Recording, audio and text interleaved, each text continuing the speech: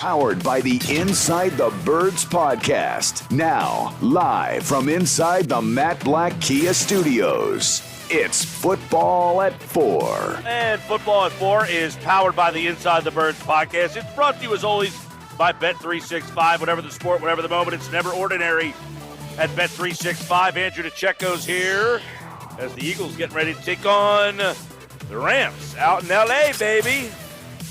But a lot of questions we got for Andrew leading into this one as he joins us now for another edition of Football at 4 here on the Sports Bash Live on 97.3 ESPN. Hey, D, what's up, my man? Hey, Mike, how are you? Just here in the airport in Philadelphia, ready to head west. All right, heading out to L.A. for the game, and, of course, this one should be interesting. We got a lot of questions for you that we were interesting to hear your input on. Number one, Fletcher Cox looks like he's going to miss the game at that defensive tackle position. Sight unseen, you would say, well, the Eagles are deep at defensive tackle. I mean, is that yearly a big loss? What is your thoughts on the loss and impact of Fletcher Cox in a game like this against the Rams? Well, obviously, you'd like Fletcher Cox available for any game. He's a dominant player that can alter the course of the game. But if there's any position, Mike, that the Eagles can afford to lose somebody for a game, it's defensive tackle. We have somebody like Moro Ojomo, who they went to great lengths to keep on the roster, and now he may have a chance suddenly to be active if they choose to go that route. Contavious Street, Marlon Tuipulotu, there's going to be more snaps for them. But I look at someone like Milton Williams, who I think has been very underutilized, just given the amount of body that they have there and the productivity you're getting from Jordan Davis. And Jalen Carter as someone who can step up and maybe maximize his opportunity there. Yeah, so Fletcher, it looks like could miss a week, maybe two, but if he doesn't play this week, I agree with you, a lot of depth there. Let's go to the move that they made this week. Bradley Roby. Now, we don't know his status for the game on Sunday. They did last year sign Linval Joseph and Ndamukong Suh and started and played those guys that same week. So Roby and the role that he could have, maybe not so much this week, but moving forward. Yeah, it's an interesting signing for sure. I was there yesterday and got to hear him talk, and he's really excited to be here in Philadelphia. I don't know how viable of an option he's going to be this weekend. It seems like it might take a game or two to get acclimated to the defense. A little different to get acclimated as a defensive back than it is a defensive lineman, but nevertheless, I wouldn't rule it out. We'll see how quickly he's able to pick things up. Yesterday was his first day. So, I mean, he's a veteran player, played 10 years, 31 years old. He was going into the season, at least in the summer, as the Saints starting nickel. It didn't work out for whatever reason, but I think he still has some quality ball left in him. Obviously, we have to see. He was out there for a reason, but he decided that Philadelphia was the place that he wanted to go, and he was obviously ring chasing, and he sees the opportunity there, has a little bit of background with Terrell Edmonds, and I think that he's going to be a really good he trained with Darius Slay, by the way. So I think he's going to be a good addition to the back end. And it really, the big winner out of this is James Bradberry. You get to get him outside, which is really where he thrives. And you have an all-pro who's the best in the business at what he does, one of the best. It behooves the Eagles to find a way to get him back out there, especially as the schedule gets a little tougher here down the stretch. Right, so what's the messaging there? I guess they want Bradberry back on the outside. I don't know what that says for Josh Jobe and what he has done, but obviously they want to get Bradberry, I guess, big picture, whether it's this week or not, and we can go further on that because this is a really tough matchup for Bradberry in this slot. So a big picture for Bradberry and this week for Bradberry. Yeah, this is actually a really big week for Bradberry. Look at Puka Nacua, 39 catches, 500 yards. He's really thrives in those short to intermediate areas, terrific route runner, good short area quickness. I think that this is going to just really be a tough matchup because I really see Matthew Stafford going to him early and often. As good as James Bradberry is, short area quickness is not really his calling card. So I think you may see even some Sidney Brown there. It wouldn't surprise me, assuming he's all good to go. He was a limited participant in practice yesterday. Sometimes those hamstring injuries tend to be a little tricky. But that would seem to be the contingency plan there. Justin Evans would be available as well. You may see some mixing and matching there. But the Rams have a gamut of weapons, and I think you're going to want Bradberry on the outside as much as possible. Now, down the stretch, you mentioned how things get a little bit tougher. Look at Miami. I mean, the Miami game is, I think they were looking, the Eagles made this move with Roby with the this current slate up ahead in mind. And Josh Jobe has done an adequate job. I think he's done an admirable job, if you're asking me, given the circumstances. And with a young player, you're going to take your lumps, sure, but I don't think that the numbers don't indicate that he struggled as much as some may think. Obviously, it's not going to be picture perfect, and as young players typically do, they take their lumps and you learn from it. But if you're looking at it from the Eagles' standpoint, you're a team that really doesn't want to fool around, handle business early, and I think that move was made to get Bradbury back outside. Real quick on the Fletcher Cox thing, Marlon Tuipulotu is also not playing on Sunday, so that's two defensive tackles that are down. So you'll have Davis, Milton Williams, Jalen Carter, Kentavious Street, and as you mentioned, Morrow and Jomo might be getting his first opportunity to play, but no Fletcher Cox and no Marlon Tuipulotu there. So that's on the defensive tackle. We just hit on Bradley Roby at corner, and then obviously what the cornerback position, because right now you take a look at the wide receiver weapons. You saw what Washington did and how they were able to move the ball. I thought Sam Howell had a really good game, but how would that translate to the Rams offense and what they like to do? It's even, I think it's going to be just as challenging, Mike, to be honest with you. The Rams have, like I alluded to, they have a gamut of weapons, and they get the ball out quick. Matthew Stafford is head and shoulders above where Sam Howell is. So if Sam Howell did that to you, you're going to have to prepare for Matthew Stafford, who really gets rid of the football quickly, but he also can get the ball out in all these various angles, and he's a veteran that's seen everything. So he's really going to test this Eagles secondary. So that's something to keep an eye on, and I think you're going to want to get Bradbury out there on the outside as much as possible. So I think, to me, if you're looking at the injury report, Sidney Brown's health is paramount this week, as I think the Eagles really would like to get him in there, who does have some dynamic qualities, good short area quickness. He's physical and he's tough on the inside. He could get some hands on someone like a Puka Nacua, who they do move around all around the formations. Hey, Andrew, Nick Morrow last game, 3 sacks. And people in Philly, they love sacks. So is this guy all of a sudden Micah Parsons? Why was he able to get 3 sacks last week? What is his role in the offense? How is Sean Desai utilizing his linebackers? Why was he the guy? He had over 10 tackles, 3 sacks, and a forced fumble. He's the only linebacker in NFL history to put up those numbers. Yeah, well, I'm really glad you asked me about Nicholas Morrow. I think Nicholas Morrow has been a great story and someone who maybe took a little bit of time maybe to grasp the system. Sometimes players don't necessarily flash in practice. When you get them on the field, that's what they're at their best. And in his case, this is a 28-year-old who's never been released before prior to August during cutdown day. And really smart player. They gave him the green dot shortly after promoting him from the practice squad. He wore the green dot in Chicago. I think he fully grasped what Sean Desai is asking him to do. He's very quick and he anticipatory, and I think he saw an area in which to exploit for the Washington offensive line, and he kept going to it. They were very vulnerable up the middle there, and someone like Nicholas Morrow, who's a savvy veteran, is someone that's going to capitalize on that, and he's also a lot more athletic than someone maybe like a Zach Cunningham. So it's really tough to configure how he fits into their plans. Obviously, he's got to be up even when the Kobe Dean comes back, but I think you might suddenly see a platooning there and situationally based deployment of their linebackers, which is a good problem to have and something that we weren't saying just a few weeks ago. Yeah, I'm interested when Dean comes back, what happens there. I mean, do you split? Because I guess for the listeners, Andrew, how the green dot plays a factor here. If you're the guy wearing that green dot, I mean, it's hard if Morrow's the guy with the dot or if Dean had the dot. How does that kind of play a factor? Yeah, well, you're the voice of the defense. It's run through you. You are the liaison, for lack of a better term, between the coach and what's to be going on in the field. And Nicholas Morrow is someone who has played in various defenses. He is a very smart player. So is Kobe, by the way.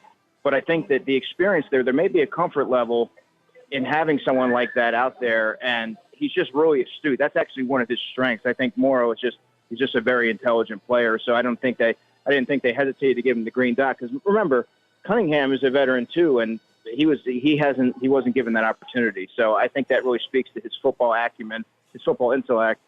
And I mean, you want to give those guys to someone who's an elite communicator and facilitating information and getting guys lined up. I saw in the Vikings game when Morrow was thrust in there, getting somebody like a Mario Goodrich, letting them know where they're supposed to be. And there's a lot of inexperienced back-end pieces there, and I thought he did a really good job of sort of directing traffic. Yeah. All right, Andrew DiCecco, football at 4. That's on the defensive side of the ball. Let's flip over and look at the offense here and what they're up against. Let's start with Sua Opeta, a guy that you know well and his skill set really well. He's going to be matched up, I would imagine, with a lot of Aaron Donald. Yes, the Eagles' line as a whole is very good, but how could possibly one matchup set the tone for this game? Yeah, well, Aaron Donald is a mismatch for any offensive lineman pretty much. But the Eagles have largely done a really good job staving him off and not letting him impact the game, by and large, I would say. But now you have Sua Opeta, who, yes, I thought he did look really good against the Commanders, but it's a whole different animal going against someone like Aaron Donald, who can beat you in a multitude of ways. He uses his hands extremely well. I had a chance to talk to Sua yesterday. And I said, what makes Aaron Donald so effective besides the obvious? And he said, his hands. He gets really low, and he's able to really work his leverage. And someone like Sua, that's what he does as well. Sua's really strong. I don't know if a lot of folks understand, but he had 39 reps in the bench press at the NFL Combine, which I believe was the most in his draft class. And he looks the part. He's really athletic. He's been here 5 years, so he's gotten the chance to really learn from Jeff Stoutland and be around guys like Kelsey and all the greats that they have there. So I think Sua's going to be ready for it. It's going to probably require a little bit of help from Kelsey and chipping a little bit and helping him out there. But he struck me as somebody that's ready for the challenge and to prove himself. And I think he's going to I think he's going to take his lumps as to be expected. But I also think that he's going to impress some that maybe aren't familiar with his game. Yeah, I'm looking forward to the matchup in terms of if the Eagles get back to the running game. I mean, they ran the ball, but not great against Washington. And Washington's got a very talented defensive front.